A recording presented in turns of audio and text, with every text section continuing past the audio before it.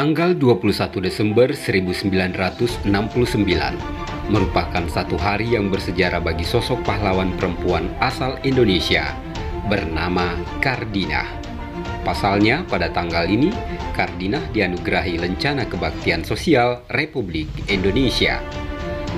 Lencana itu merupakan tanda kehormatan tertinggi yang diberikan pemerintah sebagai penghargaan kepada warga negara Indonesia atau seseorang yang telah berjasa dalam bidang perikemanusiaan pada umumnya. Jika kita menyebut nama pahlawan perempuan asal Indonesia, sebagian dari kita mungkin hanya mengenal R.A. Kartini, Cut Nyak, dan lain-lain.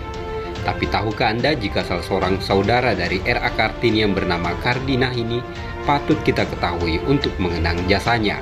R.A. Kardinah bersama R.A. Kartini dan adiknya Rukmini disebut sebagai tiga serangkai atau tiga daun semanggi yang turut menulis surat yang terhimpun dalam buku Kartini atau surat-surat kepada Nyonya R.M. Abedanon Mandri dan suaminya. Dari 150 surat itu, Kardinah menulis 7 surat. Meski hanya 7 surat yang ditulis dalam bahasa Belanda itu membuktikan bahwa Kardinah dan kedua saudarinya sangat peduli pada kesetaraan pendidikan dan kemandirian perempuan sangat tinggi. Kardinah mengekspresikan dan mengadukan deritanya ketika hendak dikawinkan dengan calon suami yang sudah punya beberapa anak kepada ibunda Belanda itu, Nyonya Abedanon. Sama seperti Kartini, ia menanggung derita semata-mata demi cintanya kepada sang ayah. Sejak 1908, R.A. Kardinah menetap di Tegal 4 tahun setelah R.A. Kartini kakaknya meninggal dunia. Sejak itu Kardinah mengikuti suaminya R.M. Rekso Harjono yang menjadi Bupati Tegal hingga 1930. Kardinah terus bergiat di lapangan pendidikan dan kesehatan masyarakat. Ia membangun sekolah kepandaian Putri Wisma Pranowi di Tegal dan aktif membantu sekolah-sekolah Kartini di berbagai kota di Pulau Jawa, serta aktif menghimpun dana dan menjaring siswa agar masuk di sekolah dokter Jawa atau populer disebut Stovia. Cita-citanya bersekolah tinggi terbelenggu adat, namun ia tak patah arang. Bersama saudarinya, justru ia salurkan untuk mendidik orang lain dan masyarakat pada umumnya. Kardinah kemudian membangun sekolahnya dari dana yang ia kumpulkan sendiri. Uang itu berasal dari royalti penjualan buku hasil karyanya dan beberapa sumbangan lain.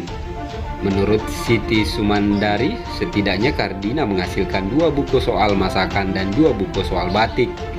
Sejak kecil Kardinah memang mempunyai cita-cita mendirikan rumah sakit umum. Ini karena ia kerap melihat ketidakadilan dalam pelayanan kesehatan. Dalam salah satu suratnya ia menulis, apabila ia sebagai bangsawan sakit berbaring di tempat tidur dan selimut serta obatnya dari dokter. Sedangkan jika pelayan yang sakit hanya berada di balai-balai, obatnya pun sekehendak sendiri, selimutnya seadanya, dan ia merasa tidak tega. Kardinah pun akhirnya berhasil membangun balai pengobatan pada tahun 1927 yang kini kita kenal dengan nama RSUD Kardinah Tegal, Jawa Tengah. Setelah sang suami tak lagi menjadi bupati, Kardinah pindah ke Klaten pada bulan Oktober 1945. Kardinah berada di Tegal bersama anak mantu dan juga cucunya. Ketika itu pula revolusi 3 daerah Tegal, Brebes, dan Pekalongan pecah. Kaum bangsawan menjadi sasaran.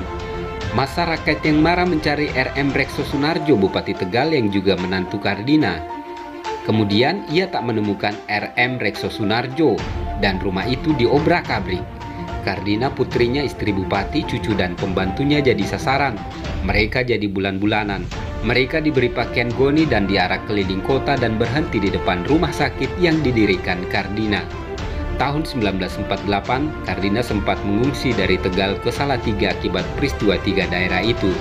Di tahun 1970, Kardinah berhasil diajak ke Tegal dengan upaya istri wali kota saat itu, Ibu Sarjo. Setahun kemudian, Kardinah meninggal dan dimakamkan di samping makam suaminya.